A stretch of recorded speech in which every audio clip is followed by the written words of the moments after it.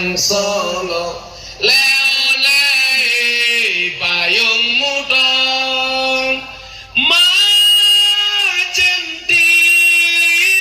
wong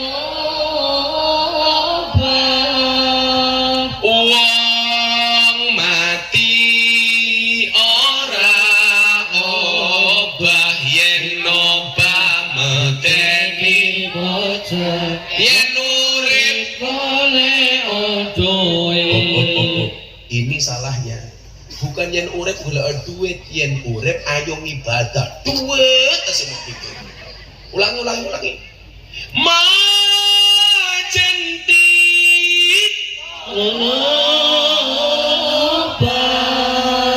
wong mati ora obah yen obah medeni bocah yen urip ibadah. duit mahal nih. Bocah itu pakai duitnya. Nah terus nih, rumahnya paling mesaknya sopo?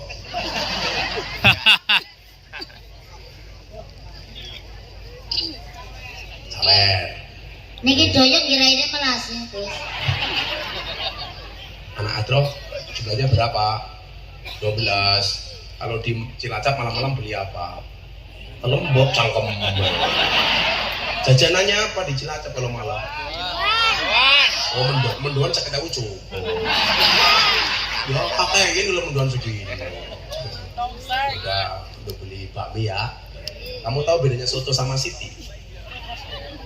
Kalau soto minyak putih, siti yo putih goblok. Kamu udah nikah belum? Belum, umurmu berapa? 28. Ya, mudah-mudahan kamu berjodoh dengan Ciblek ya. Amin. Siapa tahu jodoh. Kamu suka sama Alfa? Oh, beda. Kamu sama Alfa itu seperti Indomaret dan Alfamaret.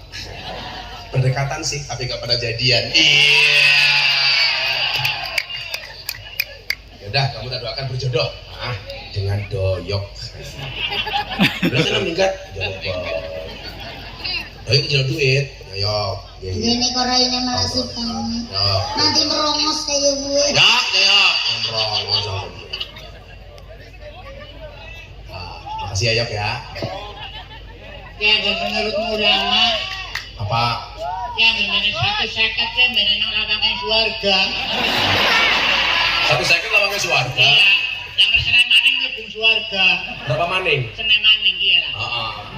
Kemarin ada pelawak di Jawa Timur tak kasih 150 protes itu pulang stroke. Iya kono. Ora sih apa ya? Niki boten stroke. Apa? Tapi niki kayak vertigo lho, Gus. Ciblek tahu stroke itu penyakit apa? Stroke itu penyakit yang diakibatkan gara-gara senyum yang tidak seimbang. Senyum seimbang itu ke kiri 2 cm, ke kanan 2 cm. Orang stroke senyumnya hanya ke kiri, gak ada yang ke kanan. Ciblek tolong dicontohkan. Ora bisa. Pripun? Dicontohkan. Kula nate kan nyontok kados niku. Kan jene kula.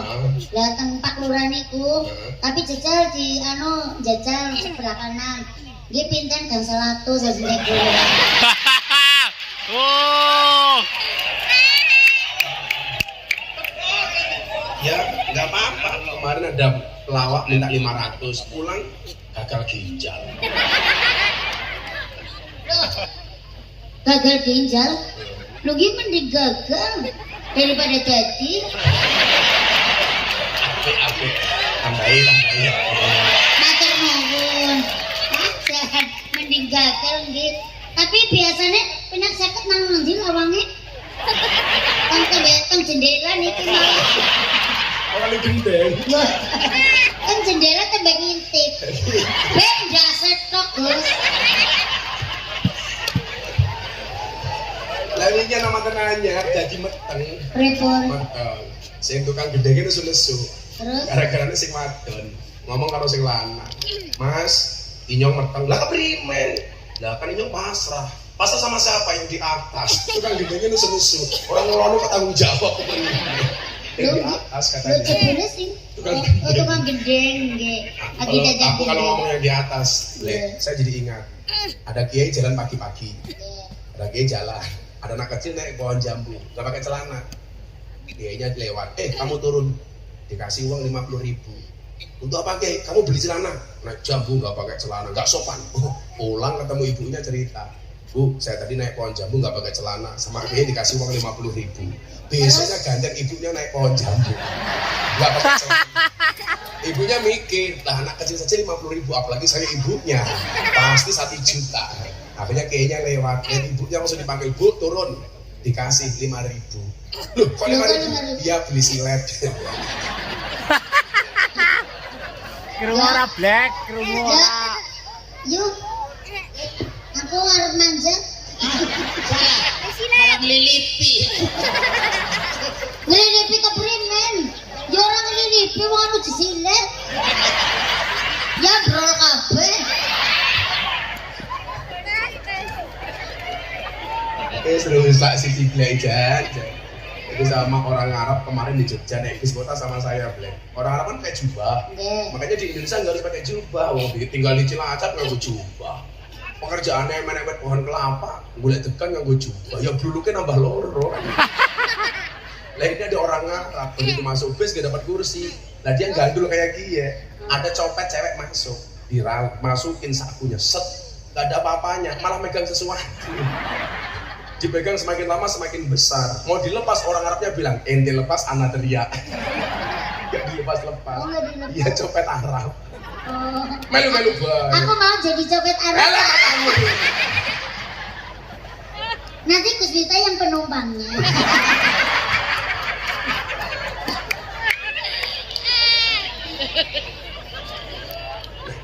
Kenapa orang dalam kitab fikih itu semua kitab fikih hampir dimulai dengan babu toharo? Karena ternyata kalau cara bersucinya tidak benar, maka ibadahnya juga tidak sah. Maka selain i'tiqadiyah yang perlu didandani adalah ta'abudiyah. Yang dicontoh Jenderal Sudirman, setiap kali dengar adzan berangkat ke masjid. Kenapa perang gerilyanya Jenderal Sudirman berhasil? Karena hatinya ta'alluq billah, ibadah didandani.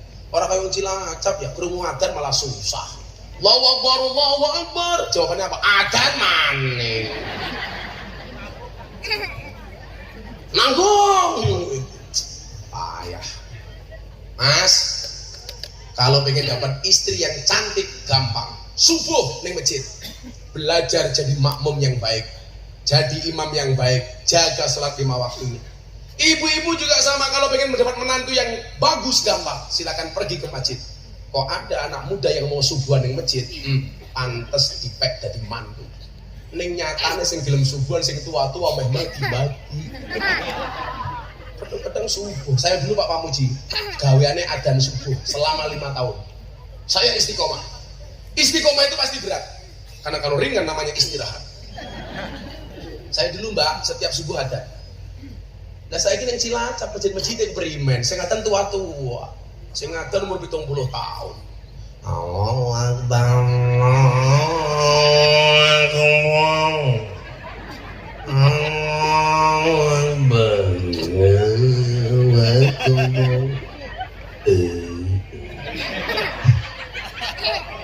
Kalau di Cilacap habis adzan ada puji-pujian enggak?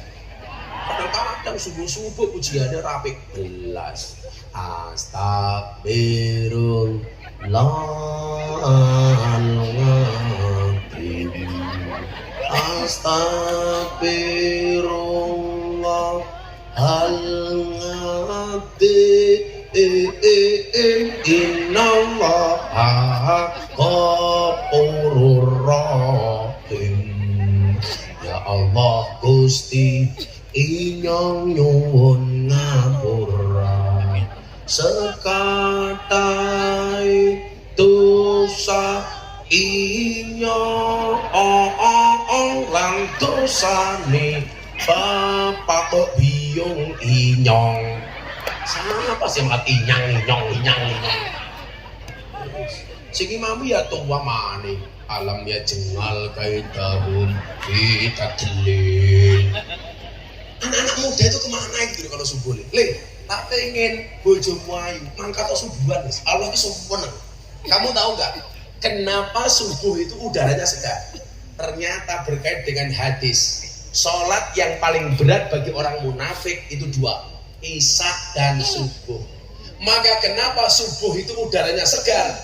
Karena subuh belum ada nafasnya orang munafik. Jawabannya itu. Ateis? Apa?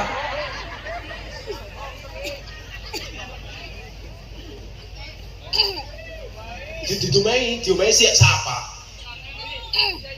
Oh, cilikannya di sana nih. Kalau ada anak kecil masuk masjid dimarahi sama kiai ini sing goblok kiai ini.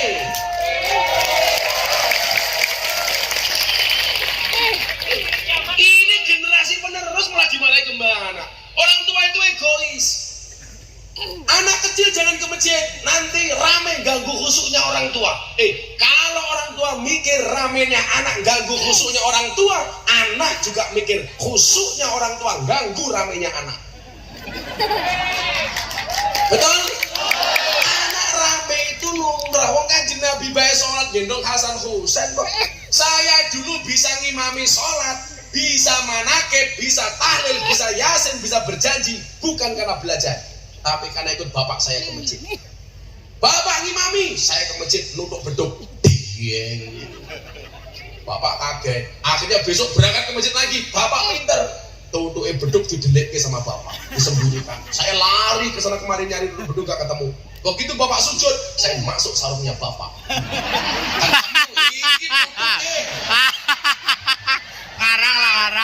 Karang. Ya anak kecil ya lumrah. Ini tak kasih rahasia satu ya. Ada satu hadis begini. Di dalam surga itu ada satu tempat yang paling menyenangkan. Cangkeme berubah gitu. Bukan kemutan beduk, duduknya beduk. Ya padahal karo santri Inyong Jawa Timur preman black ning doli. Saking senenge karo NU cai gowendut, wetenge ditato beduk. Saya tanya kenapa perut kamu tato beduk? Saya cinta dengan NU Kiai. Itu tato beduk iya, pukulnya mana bawahnya? Tak cari. Di dalam surga itu ada satu tempat yang menyenangkan namanya Darul Faroh. Apa mas? Darul Faroh. Bukan Darul Nikmat. Darul Nikmat itu gang sadar goblok. Bukan Darul Nikmat, Darul Faroh. Itu rumah yang paling menyenangkan. Ketika Nabi ditanya, Darul Faroh itu untuk siapa wahai Nabi? Darul Faroh itu diperuntukkan bagi siapapun yang membahagiakan anak kecil. Jadi kalau bisa anak kecil ke masjid itu malah dibahagiakan. Bila perlu belikan cilok, belikan cendol, belikan dawet supaya mereka menjadi generasi masjid. Orang tua egois. Nanti kalau di masjid yang tua terawih anak kecil main mercon Gus, ora apa-apa. Namanya juga anak kecil. Saya dulu biasa bapak terawih saya main mercon, biasa. Anak kecil kok. Tapi ingat di Cilacap saya kasih fatwa. Haram hukumnya menyalakan petasan di mata ulama. Ya. Ya. Bisa jeblok matanya.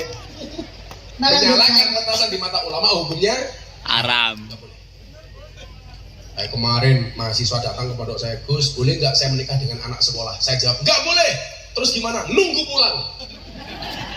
Anak sekolah dirabi ke primen. Kadang-kadang kalau jadi kiai itu lucu pak, ya, apalagi musim DM gitu. DM-nya tuh aneh-aneh. Kayak kemarin Ciblek Ramadan, ada yang DM saya begini, Gus mau tanya serius, apa hukumnya di siang hari bulan puasa kumur-kumur pakai kuah bakso? Ya, bingung takone ya. Jadi saya jawab, hendaknya di siang hari bulan Ramadan tidak kumur-kumur dengan sesuatu yang memiliki rasa, apalagi rasa ingin memiliki.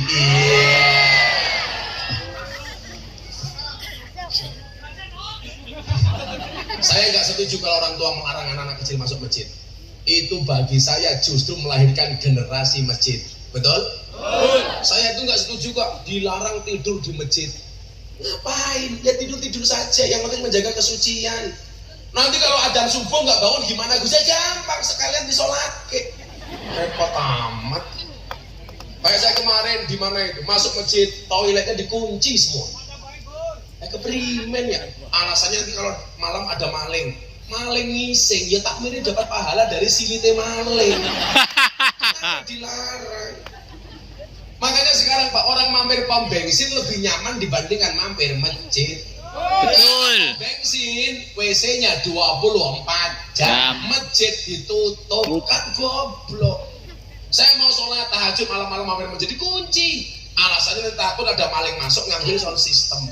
Saya bilang kalau ada maling masuk masjid seharusnya yang malu kita, maling saja ke masjid, masa kita tidak. Kayak dulu kasus bulan Ramadan 2000 berapa itu, ada anjing masuk masjid, marah-marah, betul? Itu gimana anjingnya? Itu sindiran. Asu bae mancing masjid. Masa wong Cilacap hora berarti kalah karo asu. Kayak kemarin viral Pak, anjing menikah pakai adat Jawa. Nah, kalau anjing menikah saya nggak ada urusan, tapi kalau menggunakan adat Jawa urusan dengan saya. Kenapa? Adat Jawa itu adat yang adiluhung, adat yang istimewa. Jangan dihinakan untuk menikahkan anjing. Tapi itu juga sindiran bagi jomblo. Asuwe rabi, mosok awakmu ora berarti kalah karo